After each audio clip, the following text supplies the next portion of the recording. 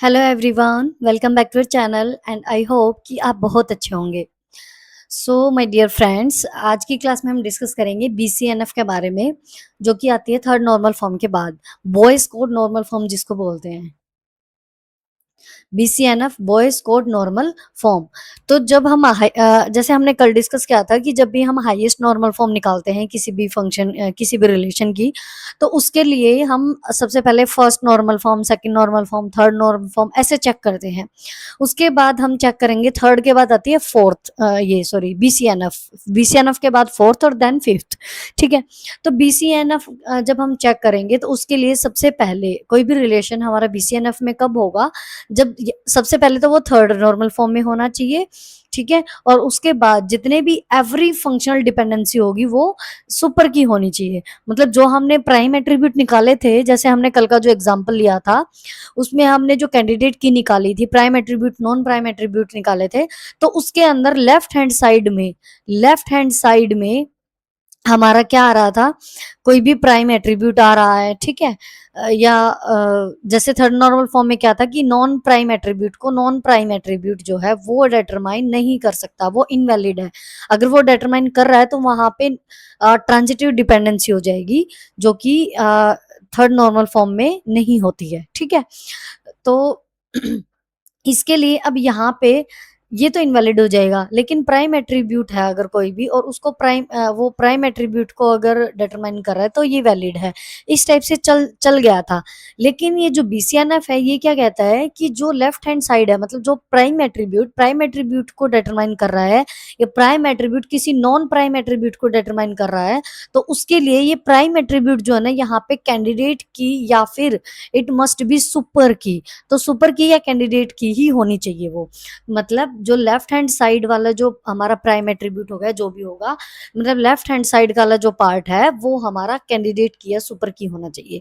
जैसे यहाँ पे जो फंक्शनल डिपेंडेंसी है, जैसे एक्स जो है वाई को डिटरमाइन कर रहा है, तो जो एक्स है इट मस्ट बी सुपर की, वो सुपर की होना चाहिए। Every determinant is a candidate की। तो जो डिटरमिनेंट करेगा तो वो कैंडिडेट की होगा, तो वो कैंडिडेट की होगा या सुपर की होना चाहिए। ठीक है। इसको हम एक एग्जांपल से समझेंगे, कल वाला एग्जांपल ही ले लेंगे हम। ठीक है। अब यहाँ पे जैसे अगर टेबल की फॉर्म से समझे, अननॉर्मलाइज्ड रिलेशन यहाँ पे ये बीसीएनएफ के अंदर नहीं है। यहाँ पे एक टीचर कोर्स के नाम से रिलेशन है, जिसमें teacher ID, teacher name, course ID और कोर्स नेम, चार हमारे पास ये एट्रीब्यूट है। इसके अंदर जो हमारी कैंडिडेट की है वो टीचर आईडी है और कोर्स आईडी है। ठीक है। लेकिन जो कोर्स आईडी है वो कोर्स नेम को डिटरमाइन कर रही है। मतलब यहाँ पे जो कोर्स आईडी है वो कोर्स नेम को डिटरमाइन कर रहा है, और कोर्स आईडी जो है वो अकेली सुपर की नहीं है। ठीक है। कोर्स आईडी एक सुपर की नहीं है। Teacher ID plus course ID जो है वो हमारी सुपर की बनेगी। तो मतलब इन ये खाली कोर्स आईडी अगर कोर्स नेम को डिटरमाइन कर रही है, इट मीन्स ये वैलिड नहीं है। ठीक है। क्योंकि ये दोनों मिलके ही कोर्स नेम को डिटरमाइन करने चाहिए, तभी ये वैलिड होगा। तो इसके लिए हमने डिकम्पोज किया, और डिकम्पोज करके हमने टीचर आईडी और कोर्स आईडी का एक रिलेशन बना दिया, जिसमें हमने कोर्स आईडी और टीचर आईडी ये हमारे क्या हो गया, प्राइमरी की हो गई दोनों यहाँ पे। ठीक है। और फिर हमने कोर्स के नाम से बनाया एक रिलेशन, जिसमें कोर्स आईडी और कोर्स नेम, यहाँ पे यही तो प्रॉब्लम क्रिएट कर रहा था ना, इसी को हमने अलग कर दिया, और फिर इसको टीचर आईडी को और इसको हमने अलग कर दिया।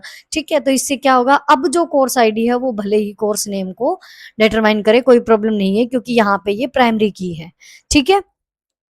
तो बीसीएनएफ जो वो स्ट्रोंगर होता है थर्ड एनएफ से, थर्ड नॉर्मल फॉर्म से, and removes anomalies based on functional dependencies. यहाँ पे हो गया। अब अगर हम किसी एग्जांपल से लें, वैसे एक रह गया था कि कौन सी ऐसी नॉर्मल फॉर्म होती है जो कि बेस्ट मानी जाती है, तो बेस्ट हमारी थर्ड नॉर्मल फॉर्म मानी जाती है, इसका हमें ध्यान रखना है।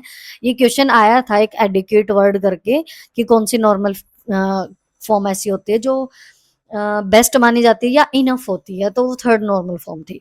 ठीक है। अगर कोई भी रिलेशन थर्ड नॉर्मल फॉर्म में है तभी वो आगे बीसीएनएफ में हो सकता है, क्योंकि उसके लिए हमें लेफ्ट हैंड साइड चेक करना है कि वो हमारा कैंडिडेट की या सुपर की होना चाहिए। तो चलिए एक कल वाला ही एग्जाम्पल लेके समझते हैं। जैसे हमने कल क्या किया था, हमारे पास जो रिलेशन था वो था जैसे ए बी सी डी करके। ठीक है। ए बी सी डी इस टाइप से। और इसमें ए बी जो है वो सी डी को डिटरमाइन कर रहा था और जो डी है वो ए को डिटरमाइन कर रहा था। जो हमारे प्राइम एट्रीब्यूट आए थे वो क्या क्या आए थे, प्राइम एट्रीब्यूट कहें या हम कैंडिडेट की कहें तो वो हमारी क्या क्या आई थी, ए बी आया था और डी बी आई थी। ठीक है, इसमें हमारे प्राइम एट्रीब्यूट ए बी और डी थे और नॉन प्राइम एट्रीब्यूट में हमारा सिर्फ सी बचा था। ठीक है, सी बचा था। तो यहाँ पे अगर हम ये कैंडिडेट की बन गई हमारी, जब हमने इसका क्लोजर निकाल के चेक किया था। अब मैं दोबारा नहीं कराऊंगी, आप प्लीज पहले वाली वीडियो देख लेना उसके लिए।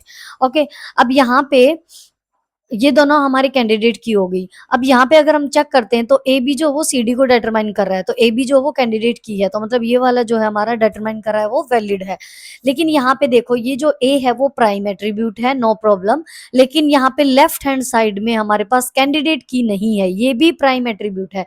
तो प्राइम एट्रीब्यूट को डिटरमाइन कर रहा है, ये यहाँ पे थर्ड एनएफ के लिए तो ठीक है, उसके लिए तो वैलिड है। लेकिन यहाँ पे इसके लिए ये प्रॉब्लम है क्योंकि इट मस्ट बी सुपर की या फिर कैंडिडेट की। लेफ्ट हैंड साइड हमारी या तो सुपर की होनी चाहिए या फिर कैंडिडेट की होनी चाहिए। ठीक है, तो ये हमारे यहाँ पे रॉन्ग हो जाएगा, ये इनवैलिड हो जाएगा इन केस ऑफ बीसीएनएफ। और ये हमारी जो इसकी हाईएस्ट जो नॉर्मल फॉर्म होगी वो थर्ड नॉर्मल फॉर्म तक ही रहेगी। ठीक है, ये बीसीएनएफ में नहीं होगी। सपोज करो यहाँ पे डी बी, यहाँ पे खाली डी ना होके खाली डी बी होता और वो सी को डिटरमाइन कर रहा होता या ए को डिटरमाइन कर रहा होता, इस टाइप से लगा लेते हैं। तो सी हमारा नॉन प्राइम एट्रीब्यूट है, ठीक है, और डी बी हमारा कैंडिडेट की है, तो ये यहाँ पे वैलिड हो जाता। ठीक है, ये यहाँ पे सी जो वो तो नॉन प्राइम एट्रीब्यूट ही है हमारा। ठीक है, बस मैं वैसे एग्जांपल देके बता रही हूँ। यहाँ पे या तो इसको हम चेंज, सी की बजाय डी बी जो है वो ए को डिटरमाइन कर रहा है। पहले क्या था, डी जो है वो किसको डिटरमाइन कर रहा था, ए को। ठीक है, ये वाला तो है नहीं हमारा, ये वाला तो है नहीं हमारा बीसीएनएफ में। ठीक है, तो अब मैंने क्या एग्जांपल लिया, सपोज करो कि डी बी जो वो ए को डिटरमाइन कर रहा है, तो ये प्राइम एट्रीब्यूट हो गए हैं, ये कैंडिडेट की हो गई, तो ये हमारा वैलिड हो जाएगा और ये हमारी जो नॉर्मल फॉर्म है वो बीसीएनएफ में हो जाएगी। ठीक है, ये रिलेशन जो वो बीसीएनएफ में हो जाएगा। तो इस टाइप का अगर कोई एग्जांपल आता है तो हमें ये चेक करना है कि इस साइड या तो कैंडिडेट की होनी चाहिए, सुपर की होनी चाहिए। सुपर की होगी वो, ठीक है, डी बी सुपर की तो है, ए बी भी सुपर की। अगर खाली ए होता, ए अगर बी को डिटरमाइन कर रहा है, ठीक है, तो ए जो है वो कैंडिडेट की है लेकिन सुपर की नहीं है।